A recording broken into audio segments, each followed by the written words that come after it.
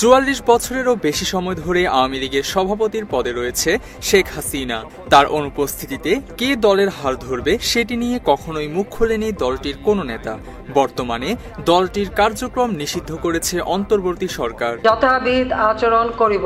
২০২৪ সালের ৫ আগস্টের পর থেকে এক কঠিন সংকটের মধ্য দিয়ে যাচ্ছে আওয়ামী লীগ। অন্তর্বর্তী সরকারের নিষেধাজ্ঞার কারণে দলটি প্রকাশ্যে কোনো রাজনৈতিক কার্যক্রম পরিচালনা করতে পারছে না। এমন পরিস্থিতিতে আওয়ামী লীগের ভবিষ্যৎ নেতৃত্ব নিয়ে চলছে নানা জল্পনা কল্পনা।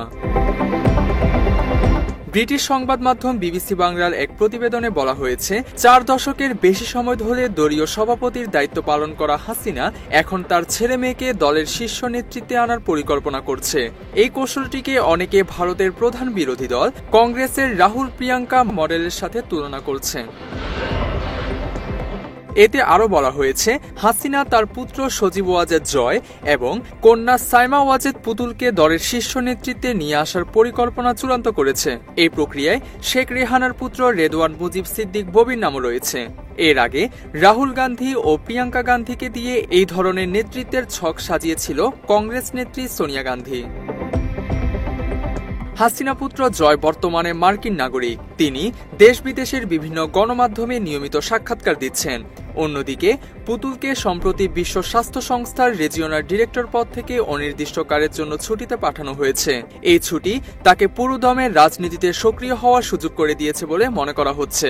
তিনি মায়ের ভাষণের খসড়া তৈরি, কর্মসূচির ক্যালেন্ডার স্থির করা এবং বাইরের দর্শনার্থীদের সাথে দেখা সাক্ষাৎ করার মতো কাজগুলো করছেন। To the public health of our region leaves me with Awami লীগের নতুন নেতৃত্ব নিয়ে দলের ভিতরে ভিন্ন ভিন্ন মত রয়েছে। দলটির কয়েকজন শীর্ষ নেতা বলছেন, তারা রাহুল প্রিয়াঙ্কা মডেল অনুসরণ করার বিষয়টি সম্পর্কে অবহিত আছেন। তবে এই বিষয়টি এতই স্পর্শকাতর যে কেউই অন রেকর্ড মুখ খুলতে রাজি হননি। আওয়ামী লীগের কেন্দ্রীয় কার্যনির্বাহী কমিটির সদস্য মোহাম্মদ আলী আরাফাত বিবিসি বাংলাকে বলেছেন, এই মুহূর্তে তাদের দলের প্রধান লক্ষ্য গণতন্ত্র পুনরুদ্ধার করা। নেতৃত্ব নিয়ে কোনো আলোচনা এখন তাদের অগ্রাধিকারে নেই। মাত্র ৩০% টাকায় জমির মালিক হয়ে নতুন বাংলাদেশের গড়ে তোলার স্বপ্ন দেখা বাংলা বসতি। গত ১১ জুলাই বিশ্ব স্বাস্থ্য সংস্থা পুতুলকে অনির্দিষ্টকালের জন্য ছুটিতে পাঠিয়েছে। সংস্থার অভ্যন্তরীণ ইমেইলে বাংলাদেশ সরকারের পক্ষ থেকে ডব্লিউএইচওতে পুতুলের সম্পৃক্ততা নিয়ে আপত্তি জানানো হয়েছে। একই সাথে পুতুলের বিরুদ্ধে দুর্নীতির অভিযোগও তাকে ছুটিতে পাঠানোর পেছনে ভূমিকা রেখেছে। এরই মধ্যে নিজের সামাজিক যোগাযোগ মাধ্যমে রাজনৈতিক পোস্ট করা শুরু করেছে পুতুল। বর্তমানে হাসিনা ভারতে অবস্থান করছে এবং তার দলের অনেক শীর্ষ নেতাও সে দেশে রয়েছে। অর্থাৎ আওয়ামী লীগের নিউক্লিয়াস এখন ভারতে স্থানান্তর হয়েছে।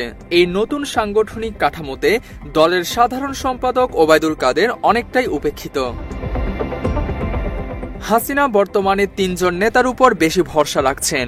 এই তালিকায় আছেন সাবেক স্বরাষ্ট্রমন্ত্রী আসাদুজ্জামান খান কামাল, সাবেক সংসদ সদস্য আ.ফ.ম. বাহাউদ্দিন নাসিম এবং আওয়ামী লীগ সভাপতিমণ্ডলীর সদস্য জাহাঙ্গীর কবির নানক। বর্তমানে আওয়ামী লীগের বিভিন্ন পর্যায়ের নেতাদের সাথে নিয়মিত যোগাযোগ রক্ষা ও অ্যাকশন প্ল্যান তৈরির কাজ করছে জয় ও পুতুল। একই সাথে যুক্তরাষ্ট্রে জয়ের নেতৃত্বে একটি দল আওয়ামী লীগের অনুকূলে নেরেটিভ তৈরি ও বিদেশি বিভিন্ন সংবাদ মাধ্যমে বক্তব্য তুলে ধরার কাজ করছে। প্রতিষ্ঠার পর থেকে সবচেয়ে কঠিন সময় পার করছে আওয়ামী লীগ।